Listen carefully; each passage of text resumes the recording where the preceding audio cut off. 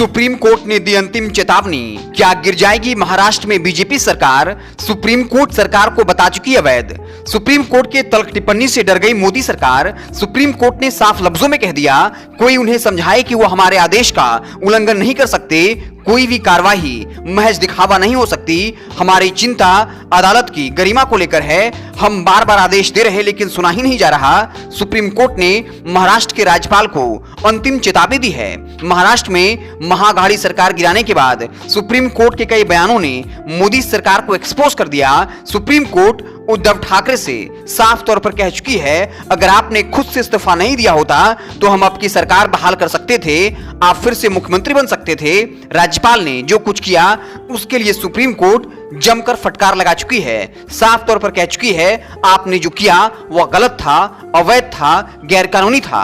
आखिर supreme court ने अंतिम चेतावनी क्या दी है, क्यों दी है? क्यों महाराष्ट्र में बीजेपी सरकार की स्थिति खराब हो गई है? आगे क्या कुछ हो सकता है, हम आपको पूरी कहानी बताएंगे। उससे पहले गुजारिश है, लॉजिकल समाचार को फेसबुक पर देख रहे हैं तो पेज को लाइक कर लीजिए, यूट्यूब चैनल को सब्सक्राइब कर लीजिए। हम राज्यपाल को अंतिम मौका दे रहे। शिंदे गुट के 16 विधायकों की अयोग्यता पर स्पीकर को फैसला लेना है। सुप्रीम कोर्ट के बार बार फटकार के बावजूद स्पीकर 6 महीने से इस मसले को लटकाए हुए हैं, क्योंकि वह जानते हैं उन्होंने जो किया है वो अवैध है, गैरकानूनी है। उन्हें हर हाल में उन 16 विधायकों को अयोग्य घोषित करना ही होगा। क्या इससे भाजपा की सरकार गिरेगी? इस पर हम बाद में बात करेंगे। उससे पहले आपको बताते हैं सुप्रीम कोर्ट में क्या हुआ।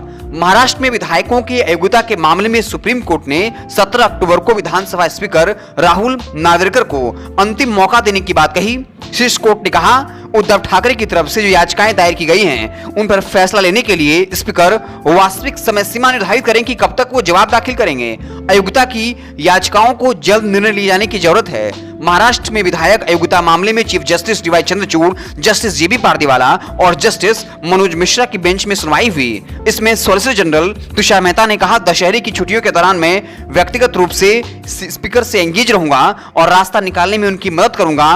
बेंच ने साफ तौर पर कहा, टाइम शेड्यूल से हम संतुष्ट नहीं हैं। सॉलिसिटर जनरल तुषार मेहता ने भरोसा किया वे दशहरा की छुट्टियों में व्यक्तिगत रूप से स्पीकर से बात करेंगे और रास्ता निकालेंगे। सुप्रीम कोर्ट लगातार फटकार लगा रही है कि आखिर 6 महीने बीत जाने के बाद भी जो स्पीकर हैं वो कोई कार्रवाई क्यों नहीं कर रहे, हमारा बात क्यों नहीं मान रहे, उनको हमारा आदेश मानना ही होगा। पिछली सुनवाई में भी सुप्रीम कोर्ट ने लगाई थी लताड़। 13 अक्टूबर को सुप्रीम कोर्ट ने नाराजगी जताई थी। महाराष्ट्र में विधायकों की अयोग्यता मामले पर सुप्रीम कोर्ट में शुक्रवार को 13 अक्टूबर को सुनवाई हुई। कोर्ट ने इस मामले में लगातार हो रही देरी पर महाराष्ट्र स्पीकर पर नाराजगी दिखाई। कोर्ट ने कहा, कोई उन्हें समझाए कि वह मेरे आदेश का उल्लंघन नहीं कर पाएंगे। कोई भी कार्रवाई महज दिखावा नहीं हो सकती। सुप्रीम कोर्ट ने कहा था, अगर उद्धव ठाकरे ने इस्तीफा नहीं दिया होता तो हम उनकी सरकार बहाल कर सकते थे। राज्यपाल ने जो कुछ किया वह गैरकानूनी था, अवैध था। राज्यपाल किसी एक पक्ष के लिए इस तरह से काम नहीं कर सकते। नियमानुसार उन 16 विधायकों को स्पीकर को अयोग्य घोषित करना ही पड़ेगा। क्या भाजपा सरकार गिर जाएगी? हालांकि भाजपा सरकार नहीं गिरेगी, लेकिन मोदी सरकार के गालों पर यह करारा तमाचा होगा। सुप्रीम कोर्ट के टिप्पणियों के बाद और खासकर फैसलों के बाद जब यह साबित हो जाएगा कि मोदी सरकार ने वहां गलत किया, राज्यपाल ने गलत तरीके से सरकार बनाई, तो फिर विपक्षी पार्टियों को मौका मिल जाएगा खुले मंचों से या फिर टेलीविजन पर। भाजपा के नेताओं के पास इस सवाल का जवाब नहीं होगा कि मोदी सरकार ने एक रणनीति के तहत राज्यपाल का इस्तेमाल करते हुए गलत तरीके से एक चुनी हुई सरकार को गिरा दिया।